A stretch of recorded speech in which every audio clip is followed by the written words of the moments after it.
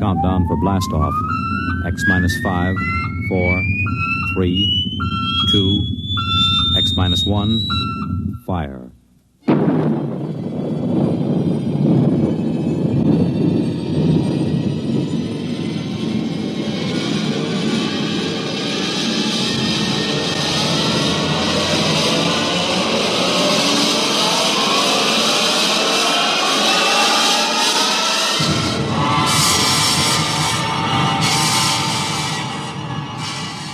From the far horizons of the unknown come transcribed tales of new dimensions in time and space. These are stories of the future, adventures in which you'll live in a million, could be years, on 1,000 maybe worlds. The National Broadcasting Company, in cooperation with Galaxy Science Fiction Magazine, presents X minus 1.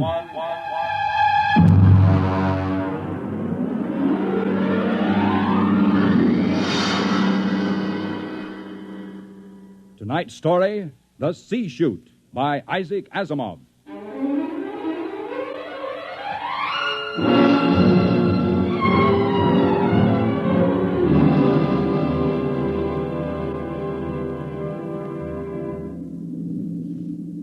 We were on our way home to Earth when it happened. 6 of us, coming home as passengers aboard the merchant spaceship Starfire. At the start of the Second Interstellar War, the one between Earth and the planet Chloro. And then it happened.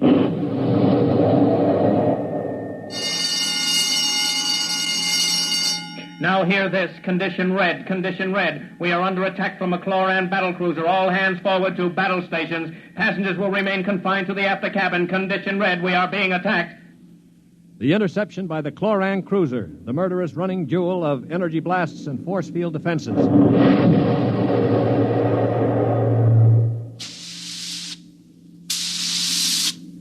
We huddled in the passengers' after cabin, terrified, not knowing how the battle was going.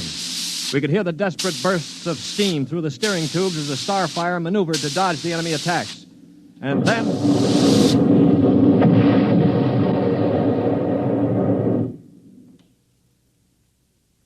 Now what? The beginning of the end, you might call it. Well, what does it mean, Stuart? You were a space pilot? It means our generators have been drained of energy. We can't fight back. But, All right, monsieur, don't worry. They won't destroy us. They need our ship too badly. They'll simply board us and take over. But what about the crew? The crew, Colonel? If they have any sense, they'll surrender. If they choose to fight, they'll... Now, they're coming aboard. Now, be very still. Oh, Mother in heaven, help us. Be still. If only those fools on deck will surrender without a struggle. They are fighting. Yes, it's the end. We've got to help them. All right, don't open that door. We just can't let them die. You can't help them. I'm going. Stop him! All right. Aristide. Shut the door quickly. Aristide, my brother. That poor fool. I'll get them. My brother, I swear to you, I'll get them. Yeah, you better cover his body. The brutes. The monstrous green-skinned brutes. They're no more brutes than we are, Colonel. This is a war. Are you defending them? I'm merely pointing out the facts. I ought to strangle you. Why not save it for the Chloros? I will. I promise you I will. Well, they're probably deciding right now what to do with us. We might as well settle down and wait.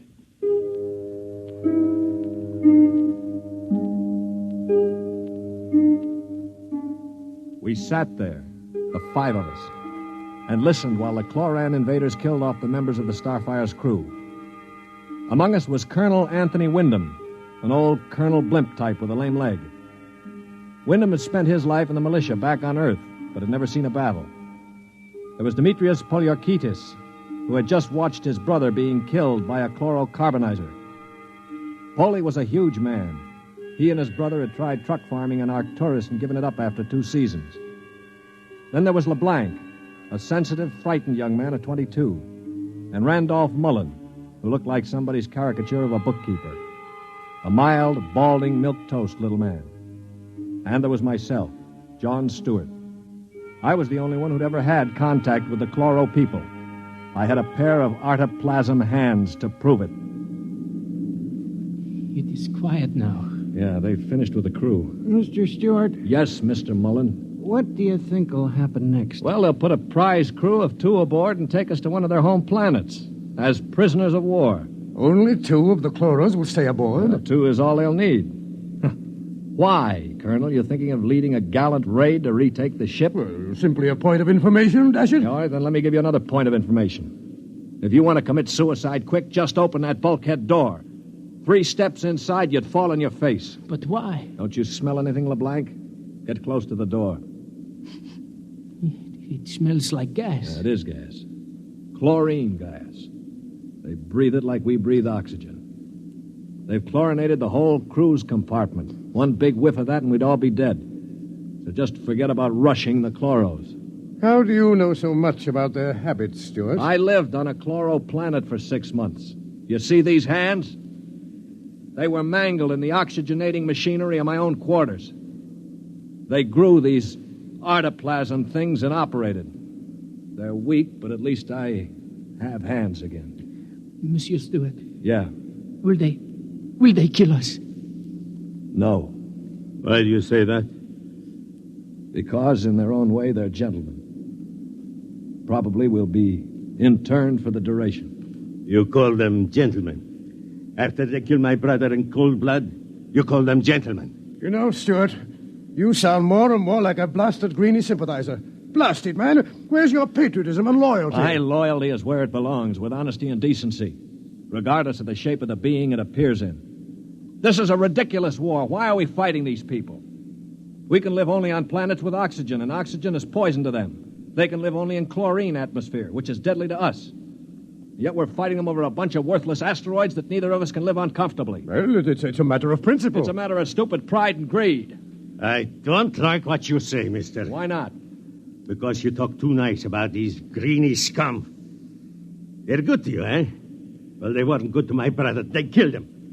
And I think maybe I'll kill you, you rotten greeny... Mullen, grab him. I can't break his hold. They are coming in. Foley, let him go. They saved your life this time. But when I'm finished with them... Quiet. I think they're opening the lock. Well, don't get between us. Foley, don't lose your head. They'll kill us all. I greet you, Earthmen.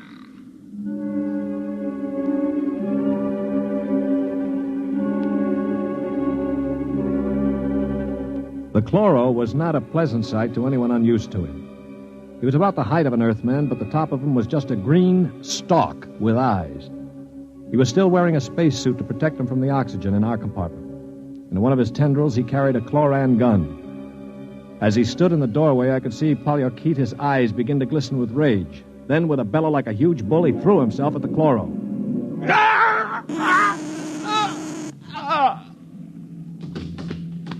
He is not dead, merely temporarily paralyzed.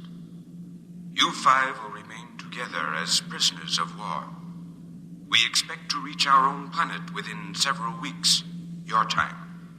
There you will be interned for the duration of the war. If any of you attempts to leave this compartment, we shall be forced to destroy you. That is all I have to communicate.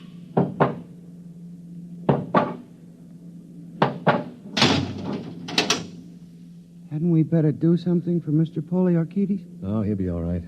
Just hoist him up on the cot. That's good. Hi, Polly.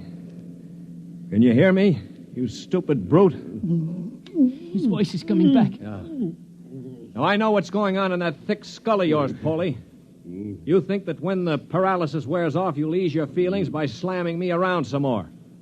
Well, if you do, it'll be curtains for all of us. How do you mean, sir? None of you know the Chloros the way I do. Unlike us, they assume automatically that any group of Earthmen they find together comprises a biological grouping, like an ant colony. The result is that they consider the group as something holy. Now, they'd never break us up. And if one of us did any harm to another, they'd have us all executed as a bunch of Chloro-type perverts, a non-functioning group. So call all the names you want, but keep your hands to yourself or we're finished.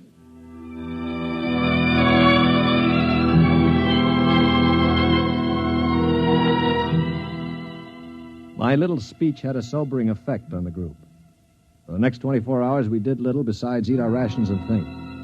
I tried to evaluate them. The colonel I had figured for an old windbag. Poliorcetes was a hate-filled brute. LeBlanc would crack first. He was like a frightened child. Mullen was a nonentity, a mouse instead of a man. Everything he did seemed prissyish. His voice had the quality of furtively rustling underbrush. How long did you say the trip would take, Mr. Stewart? Well, the chloro said about 2 weeks. Gentlemen, if I may interrupt. Colonel? Now, it has occurred to me that perhaps you know of some weakness that might enable us to overcome these chloros. The only weakness they've got is that they can't stand oxygen. Oh, but there must be some way to get the best of them, man. After all, there are only now, look, two. Before I answer, Colonel, I have to know your motive. Is it to save your own skin or help Earth win the war? Oh, dash it, man, to help our side, of course. What we're looking for is the way to save the ship for Earth without losing our lives, yes? Well, all right, let's take a vote then. LeBlanc? I have a wife waiting on Earth, Mr. Stewart. I do not want to die. Uh-huh. Hero number 1. What about you, Mullen? I don't see how we could accomplish it without... Hero number 2. Well, Poliorcetes? When I kill Chloros, it will be with my bare hands. On their planet, I will kill dozens, I promise you. 3 down. Well, Colonel, don't you want to march to glory, an old militiaman like you? Your attitude is very cynical and unbecoming, Stuart. I see. Well, then I'll have to blow the ship up myself. Stuart! Don't worry, Colonel. I don't intend to be a dead hero. Of course, there is a way we might do it. What did you say, Mr. Mullen? There's a spacesuit and magnetic boots stored in that locker over there. We might be able to reach the control room from the outside of the ship.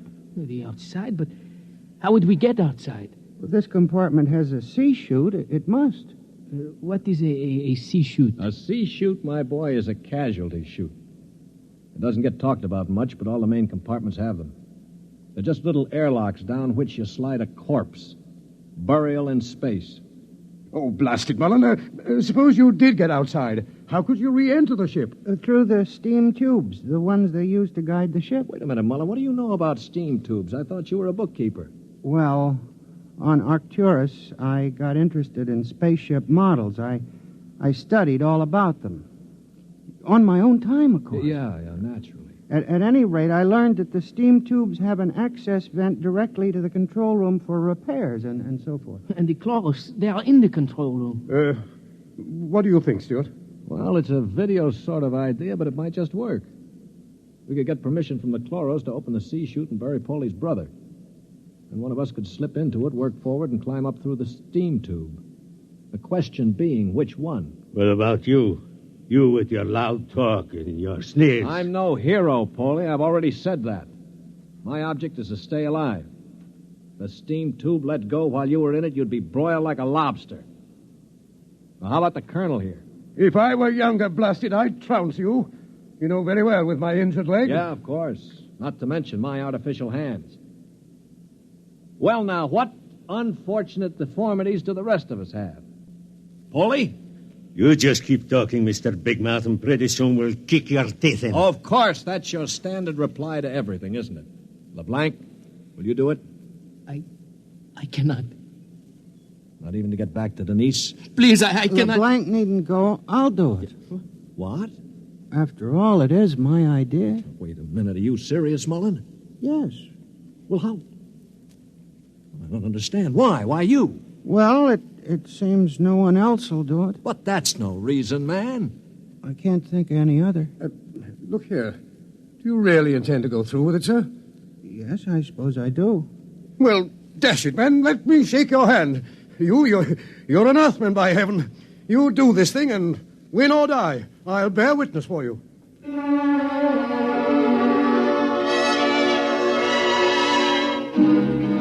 It was quite a moment. Mullen the mouse had suddenly turned into a man. He just stood there awkwardly while the colonel puffed his hand. Poliorcetes seemed stunned. LeBlanc was wide-eyed. And I? Well, I was in a peculiar position, one in which I rarely found myself. I had absolutely nothing to say. That ought to bring them. I hear one.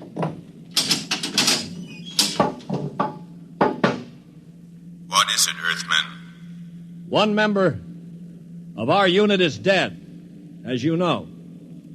We request permission to jettison his body out of the casualty chute. You may do so.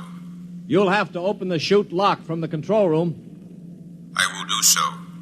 Is there anything else? No. Nothing else, thank you.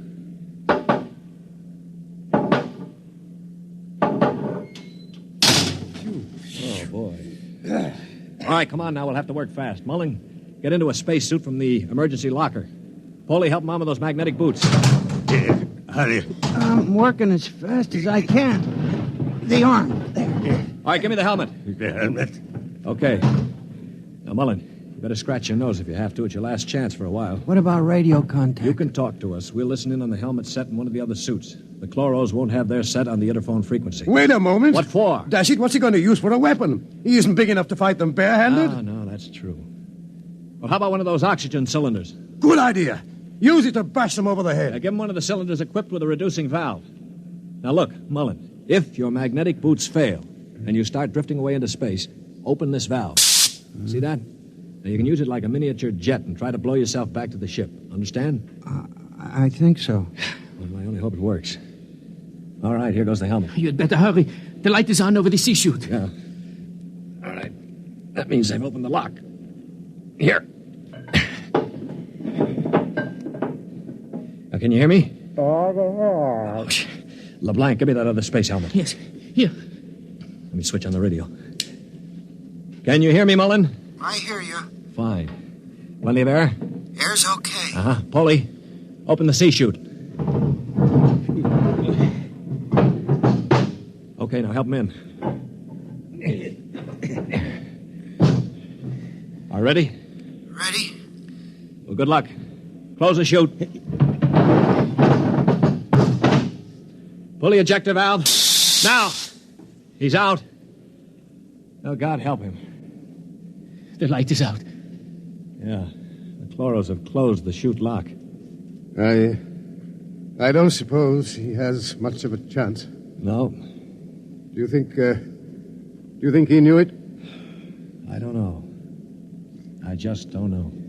Should I try to contact him on the radio? Yes, I think... Wait a minute. What is it? Listen, the chloros coming. Good Lord. He's sure to miss Mullen. Yeah, wait. Polly, get your brother's body on the cot. Put a blanket over it. Pretend it's Mullen asleep. Polly, for heaven's sake. My brother. All right, you've got to do it, man. It's our only chance. Listen, if Mullen could go out there and Very risk his... well. I will do it.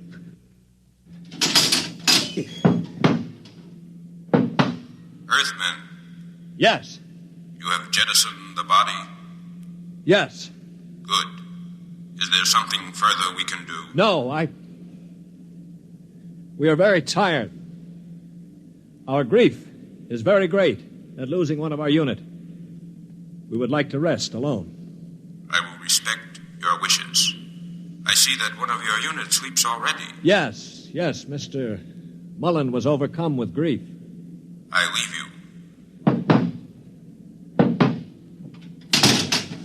Oh, brother. Polly, I thought sure you were going to rush him. With that brave little guy out there. What do you think I am, anyway? And to think I laughed at him makes me ashamed. Yeah, I guess I've been saying some things that maybe weren't too funny. I owe all of you an apology. Do you think it's safe to try the radio? Yeah, we better. Hello? Hello, Mullen. Can you hear me? Yes, I hear you. Where are you? I'm standing on the outside of the ship. All right, now take care. One misstep and you'll be marooned in space. Now, can you find the steam tubes? I think I've found one of them already. I can feel the rim. I just hope it doesn't let go when I get inside. Be careful. I'm going into the tube now. I can feel the ladder rungs they use to repair the inside. Yeah, well, keep in contact. I'm in the tube now. Good Lord. They've let go with a blast. Oh, well, it may be the starboard tubes. Mullen! Still here. They use the other tubes, fortunately. Now, if they don't try to correct for over-deflection... Yeah, keep moving. I seem to be... Wait. Yes, I'm at the end of the tube now, where it opens into the control room. Good, good. Now, look, there's a small metal door there. Can you feel it? Yes, I'm afraid it's locked from the other side. Oh. I can't budge it. Mullen, listen to me. Stewart, I'm scared. I'm terribly scared. Yeah, all right. Now, hang on. Don't blow up. Listen to me. Are you listening? Yes. Take the spare oxygen tank. Bang on the metal door that leads to the control room. The chloros are bound to hear you. When one of them comes to investigate, try to hit him with a cylinder. Now, aim for the stalk on top of his body. Try to blind him. Will you do that? I'll try. Well, now, go on. Only one can come. The other will stay at the controls. Now, start banging.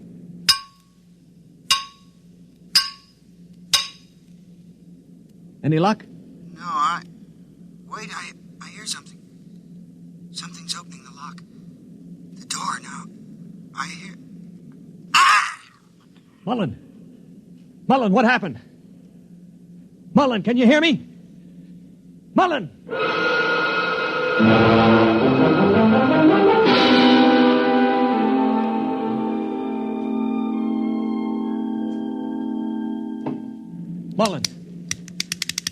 Mullen! Oh, it's no use. They must have gotten him. Yeah, he was one brave little guy, that one. But suppose they have just got him in the control room. I mean, maybe he's not dead. Well, then maybe one of us could rush them. We could bang on the door and jump the chloro. well, the first guy would be a cinch to die. Well, I would be willing to take the chance. You? Why not? I could try. Not you. I'm the strongest. I do it. Now, listen, you chaps. I'm an old man. I've got nothing to live for anyway. Suppose I throw myself at the ray gun. Wait a minute, what's going on here? 20 minutes ago, there wasn't one of you who'd risk his little finger to get us out of here. Now you're falling all over each other. Maybe Mr. Mullen teaches us a lesson, huh? Yeah. Okay, Polly, give me the wrench. I'll start banging on the door.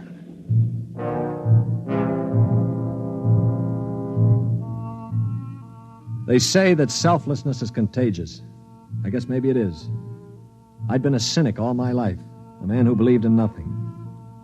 Well, I'd come face to face with 4 human beings who proved that I'd been living a lie. I knew what I was going to do now. When the chloro came to investigate our compartment, I had it all planned. If only my poor, weak hands would hold out long enough. Ready? Ready. Here goes. That should bring him. Try again. Wait, listen. Shh. It's at the door. Get ready. It's opening the lock. For poor old Mullen now. Steady. No! Let him have it! Wait! Stop it! It's not the chloro! Wait! Good Lord. It's Mullen. Get the helmet off. That's it. All right, now lift.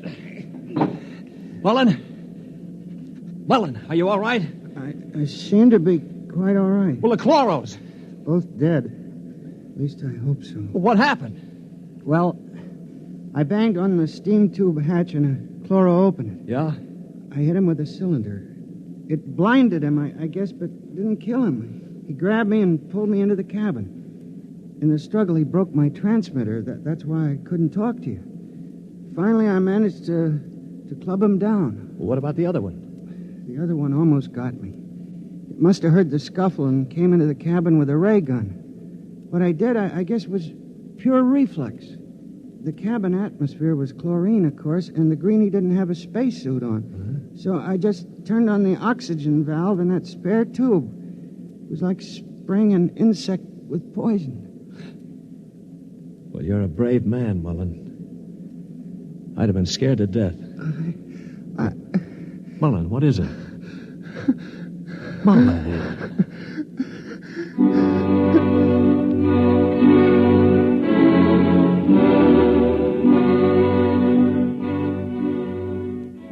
An hour later, false hands and all, I was at the controls of the ship, headed for Earth. We'd gotten rid of the chlorinating equipment and restored the oxygen naturally. Mullen was asleep in the cabin under a sedative. Or so I thought until the cabin door opened. Mullen, for Pete's sake, get back to bed. No, I'm quite all right now, really. you mind if I watch how you operate the ship? No, not at all. Sit down. You know, I guess I owe you an apology. I didn't think too much of you. That's your privilege. No, it isn't anybody's privilege, Mullen, to despise another. For years now, I've abandoned hope of finding any decency in human beings. I owe you a vote of thanks. You embarrass me, Mr. Stewart. I didn't do it for any heroic reasons, I assure you. Far from it. Well, why did you do it, Mullen? That puzzles me very much. Well, Mr. Stewart, I'm a bookkeeper. 17 years ago, I left Earth to work on Arcturus. I never made much impression on anybody on Earth, although I wanted very much to have people like me. Well, about a year ago, I started to write to my family again. Don't ask me why. And then I asked for a leave of absence to go home after 17 years. Well, I still don't understand.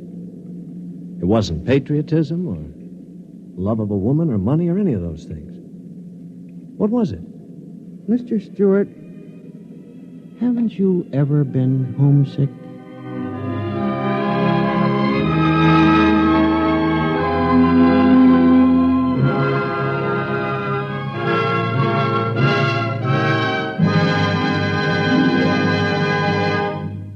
You have just heard X-1, presented by the National Broadcasting Company in cooperation with Galaxy Science Fiction Magazine, which this month features A Gun for Dinosaur by L. Sprague de Camp, a story of hunters in the bloodiest and most ferocious arena of all prehistoric Earth, where hunting reptile heavyweights is no job for human lightweights.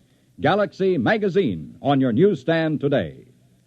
Tonight, by transcription, X-1 has brought you The C Chute, a story from the pages of Galaxy, written by Isaac Asimov and adapted for radio by George Lefferts.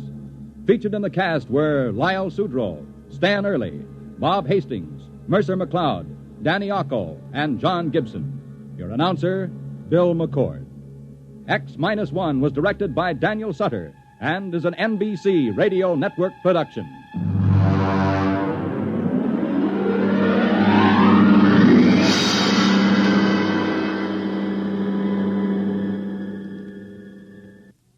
Next week, on a distant planet in a forgotten colony of Earth, a man is ordered to commit a murder. Listen to Skulking Permit on X-1 next week.